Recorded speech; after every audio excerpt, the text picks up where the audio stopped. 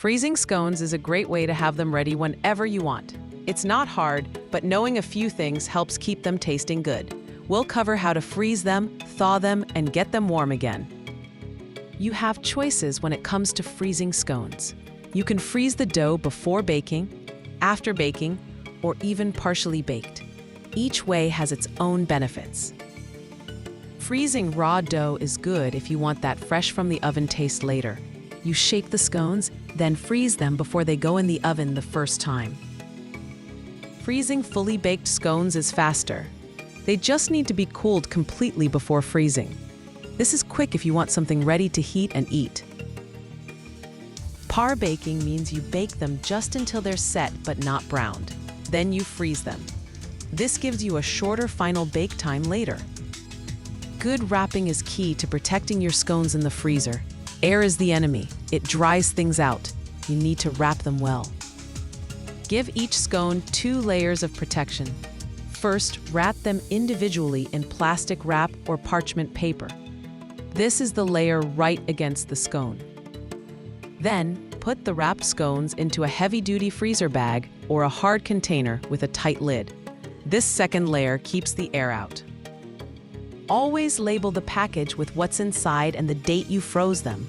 Try to use them within about 3 months for the best flavor and texture. How you thaw your scones depends on how you froze them. Thawing gently helps keep the texture nice. Avoid the microwave for thawing baked scones if you can. If you froze raw dough, you can often bake it straight from the freezer. Just add 5 to 10 extra minutes to your usual baking time. Or you can thaw raw dough overnight in the refrigerator. This lets it thaw slowly and evenly. It helps prevent the leavening from activating too soon. For scones that were already baked when frozen, don't use the microwave to thaw. Leave them out on the counter for an hour or 2. Or put them in the fridge overnight. Both ways help keep the crumb tender. Reheating brings your frozen scones back to life. An oven or toaster oven works best for this.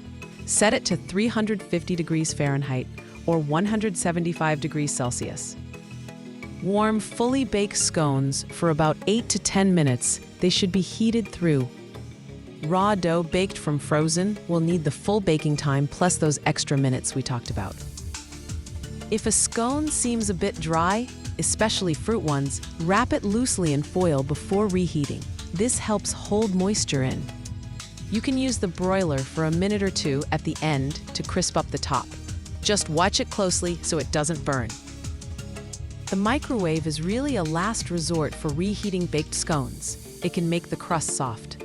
If you must use it, 20 seconds on medium power under a damp paper towel is usually enough. Some scones freeze better than others depending on what's in them. Plain scones or ones with herbs freeze and thaw very well. Scones with lots of fruit can sometimes get soggy when thawed. The fruit releases juice. Par baking these can help set the fruit before freezing. If you plan to glaze or ice your scones, do it after they are thawed and reheated. Freezing with glaze can make it sticky or cause it to seep into the scone. Savory scones with cheese or other fillings freeze well. They might just need an extra minute or 2 when reheating to make sure the cheese is melted and everything is warm. So wrap them well, label them, and reheat them carefully. You can have delicious scones ready whenever you want, without rushing to mix dough in the morning.